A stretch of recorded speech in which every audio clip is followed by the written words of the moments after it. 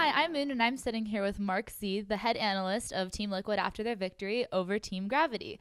You guys used to live with them, so what's it like playing against them now?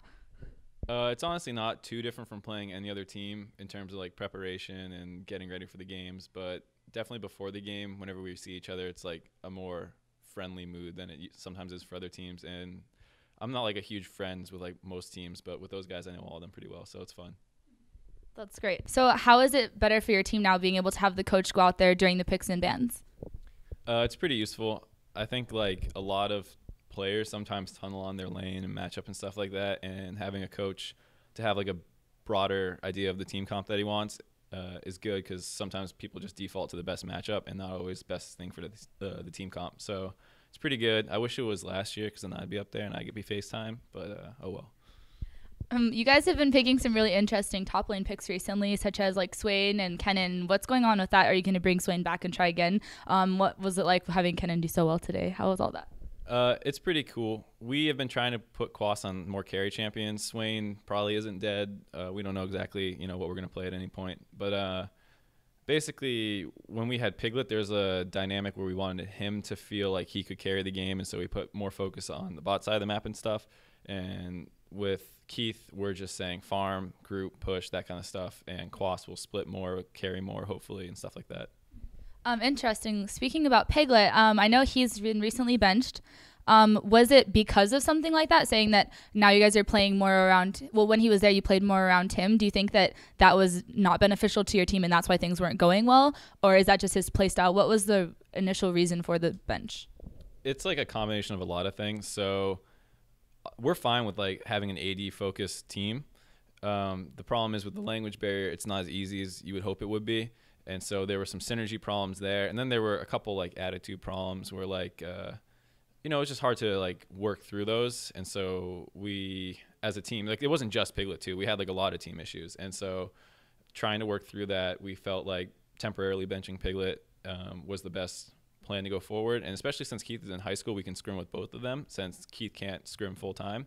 And so it gives us an opportunity to see how Piglet's improving, how the team performs with each of them. And then hopefully, we can decide in like the middle of the week who we're going to go with and stuff like that. So the decision will be made this week? Yes. So nothing's set in stone right now. Obviously, how we perform this weekend matters. And then the roster deadline is Wednesday that we have to submit every week. And so by the middle of the week, we can usually see how things are going. And I don't think we want to do this every week going forward because it puts a lot of pressure on Piglet and Keith. But, at least for now, that's a decent option to have. I think everyone's looking forward to see what decision you guys make. So today, back to the game, there was an enemy Viktor mid, which is really not a thing we see very often. How did you guys deal with that, and how did Lissandra do against it? Like, what was the strategy there? To be honest, we're not too familiar with like the matchup. I know we've never played it. I assume that they played it before and kind of knew how it went. So it didn't look like it could bully Lissandra, and then with jungle pressure we were able to force his flash a couple times, and then especially come team fights we had so much engage and he's pretty immobile. It looked like it really struggled against our comp, and so I don't know. It was a little scary for a second because he can do a lot of damage, but once we got ahead of the Hecarim and like kind of shut him down, the only thing left was fights because Quas could 1v1 the Hecarim, so we weren't scared of team fights, so it was pretty easy. Well, congratulations on your win today. I want to talk a little bit more about you. I heard that you do some fun stuff in your free time. Well, could you tell me a little bit about your experience with the Boys and Girls Club? So Monday's our off day, and unless like our team is falling apart, which had happened a little bit the past 2 weeks, I usually have Mondays off, and so I go for like an hour and a half to Boys and Girls Club and just like help them play League of Legends. There was a video last year that Curse did with it, and the place I moved to, because I moved out of the house, is pretty close by, so I just walk there every Monday and help out. So you do you go there, and did these kids already know about League, or did you like sort of bring it up to them? How did that come about initially? Well, basically, we went, in I think it was like July last year or something, and most of those guys are already playing League, which is kind of how it all started. And then I approached them in December or January this year, and I said like, hey, I live in the area now. Could I like come every week? And a lot of the kids remembered me. I remembered a lot of the kids, so it was pretty easy to like pick back up and just make it a weekly thing. That's really cool. It sounds like a lot of fun. And not only are you building the community in the sense of bringing little kids on board in League, but you've also started a sort of thing at LCS. Do you want to talk about your tailgate shenanigans?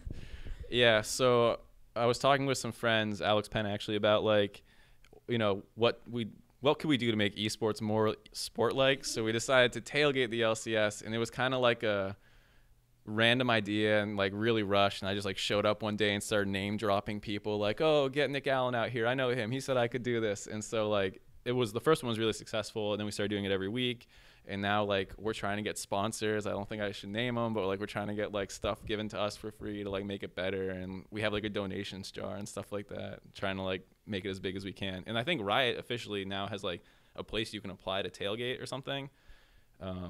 I don't know if I'm supposed to be the one announcing that, but whatever. Oh my gosh. Well, that's really cool. I am all for helping esports grow and making it as fun as possible of an experience. And I've personally gone to the tailgate, and I definitely want to say congrats because it's a success and it's a lot of fun. Also, I was curious if you could shed some light on the Joka and Piglet situation that recently happened.